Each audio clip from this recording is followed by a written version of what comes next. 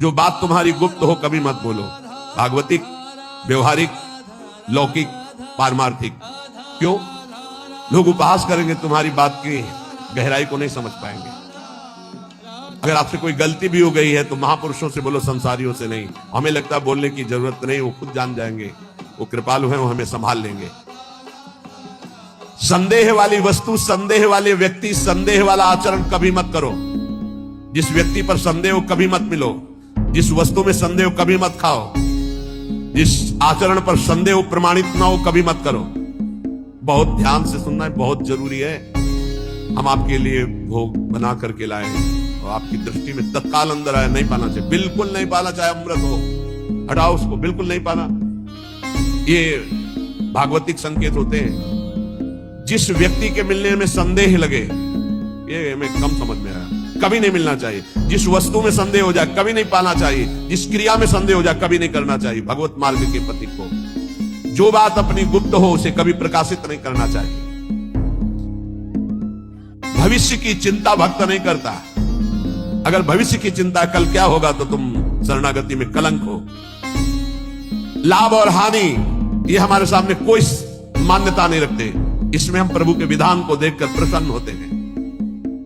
दूसरे की चर्चा कभी मत छेड़ो, दूसरे की बात मत करो। हर समय प्रसन्न रहो, ध्यानस्थ रहो। रजोगुणी तमोगुणी भोजन चाहे जितना सुंदर दिखाई दे कभी मत पाओ। रजोगुणी तमोगुणी लोग चाहे जितना सुंदर व्यवहार करे कभी सहवास मत करो, इनका दूर रहो। ये महापुरुषों के वचन है। यदि तुम्हारे पास कोई भोग सामग्री संग्रह हो गई है तो वो तुम्हारे धर्म के सेवन के लिए, दूसरों के हित के लिए, तुम्हारे भोग के लिए नहीं है। ये ओछी प्रवृत्तियों वाले पर संदेह वृत्ति रखो।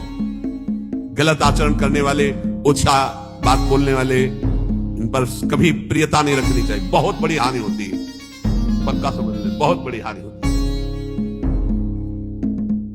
यह हर उपासक को सावधान रहना चाहिए, चाहे स्त्री शरीर हो चाहे पुरुष शरीर हो। जहां कहीं ओछी प्रवृत्ति, देखो एक दृष्टि में पता चल जाता है कि यह सामने वाला कैसे देख रहा है, कैसी हरकत है, कैसा, एक दृष्टि में।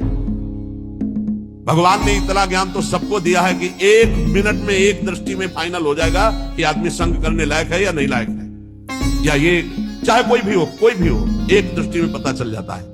ओछी प्रवृत्ति पर अंकुश रखो, ना किसी का संग और ना अपने अंदर ओछी प्रवृत्ति। प्रभु प्रेम प्राप्ति के लिए गले पड़ना होता है महापुरुषों के।